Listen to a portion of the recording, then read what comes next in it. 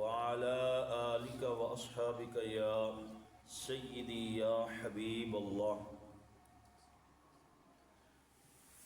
حضرت دعلم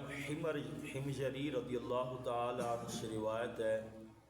آپ فرماتے ہیں قلت لرسول اللہ صلی اللہ علیہ وسلم۔ حضرت دعلم حمجری رضی اللہ تعالی عنہ فرماتے ہیں میں نے رسول اللہ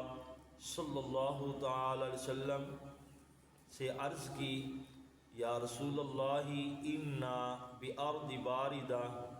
ونعالج فیہا عملا شدیدا۔ حضرت دعلم فرماتے ہیں میں نے عرض کی، یا رسول اللہ صلی اللہ علیہ وسلم انا بارض باردہ، بے شک جہاں ہم رہتے ہیں وہ ٹھنڈا علاقہ ہے، ٹھنڈی زمین ہے، وَنُعَالِجُ فِيهَا عَمَلًا شَدِيدًا، اور ہم اس زمین میں بہت زیادہ سخت کام کرتے ہیں، وَإِنَّا نَتَّخِذُ شَرَابًا مِنْ هَذِهِ الْقُمْحِ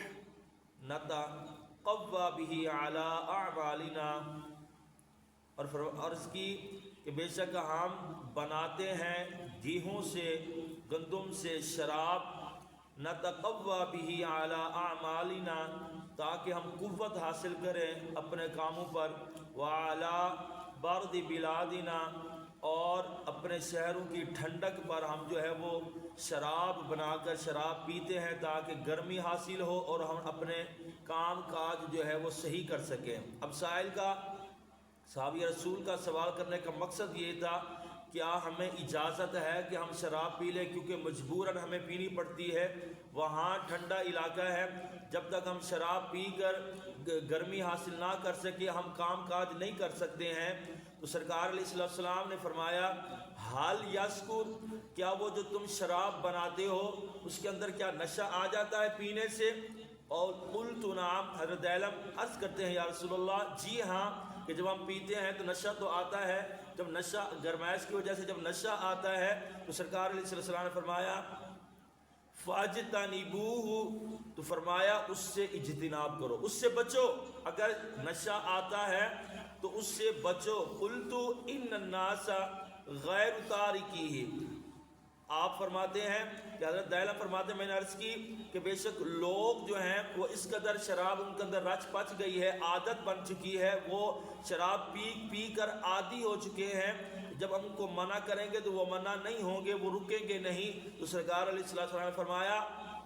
ان لم یترکوہ فقاتلوہ، کہ سرکار علیہ السلام نے فرمایا کہ اگر وہ نہ چھوڑے شراب پینے کو، شراب کو ترک نہ کرے، فقاتلوہ، تو فرمایا ان سے مقاتلہ کرو، ان سے جنگ کرو، ان سے جہاد کرو، ان سے لڑائی کرو۔ اب یہاں کئی معنی اس کے ہو سکتے ہیں کہ اگر وہ شراب کو حلال سمجھ کے پی رہے ہیں تو گویا کہ حرام کو حلال سمجھنا یہ دائرہ اسلام سے بدن نکل جاتا ہے، مرتد ہو جاتا ہے۔ جس طرح ابوبکر صدیق رضی اللہ تعالی عنہ کے دور میں جب سرکار علیہ السلام کا ظاہری وصال ہوا تو کچھ لوگ زکوٰۃ کے منکر ہو گئے تھے، تو سیدنا ابوبکر صدیق رضی اللہ تعالیٰ عنہ کے خلاف جہاد کیا تھا، کیونکہ وہ ایک فرض کے تارک ہوئے تھے۔ تو اسی طرح حلال کام کو حرام سمجھنا یا حرام کو حلال سمجھنا، یہ بندہ جو ہے وہ دائرہ اسلام سے نکل جاتا ہے تو مرتد ہو جاتا ہے۔ اگر وہ حلال سمجھ کے پیتے ہیں تو اس کا معنی ہوگا تو ان سے کیسا جنگ کرو، ان کو قتل کر دو، کیونکہ مرتد جو ہے وہ اس کا علاج شریعت کے اندر صرف اور صرف موت ہے، اس کو قتل کر دینا چاہیے۔ یعنی مرتد وہ جو دین اسلام سے پھر جائے، دین اسلام کے کسی ایک اہم ترین فرض سے پھر جائے، تو یہ شراب کیونکہ اس کی حرمت جو ہے وہ ہم پڑھ چکے ہیں، قرآن مجید کے اندر آئی ہے، تو اس کو حلال سمجھنے والا جو ہے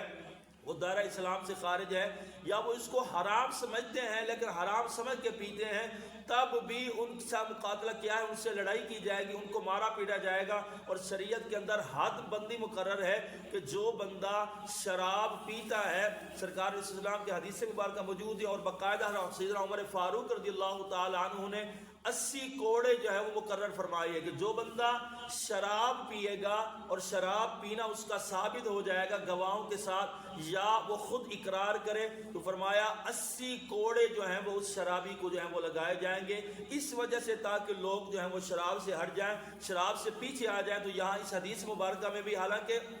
اس صحابی نے بہت سارے جو ہے وہ اپنے سارے کام رکھے تھے کہ ہم کام سخت کام کرتے ہیں، علاقہ ٹھنڈا ہے، گرمی کی وجہ سے ہم نے شراب پینی ہوتی ہے، لیکن سرکار نے فرمایا اگر وہ شراب نشہ دیتی ہے تو تمہارے لیے بالکل جائز نہیں ہے شراب پینا، اس سے اجتناب کرو، اس سے بچو۔ جب سرکار علیہ السلام نے ان کو اجازت نہیں دی تو آج ہمارے لیے بھی اجازت نہیں ہے کسی صورت میں بھی کہ وہ ہم شراب کا ایک گھونٹ بھی پئیں۔ اللہ تبارک و تعالیٰ سے دعا کرتے ہیں اللہ تبارک و تعالیٰ ہمیں شراب جیسی لعنت سے بچنے کی توفیق عطا فرمائے اور ہم سب کو دینی تعلیمات سیکھنے کی، اس پر عمل کرنے کی توفیق عطا فرمائے۔ وآخر دعوایا ان الحمد للہ رب العالمین۔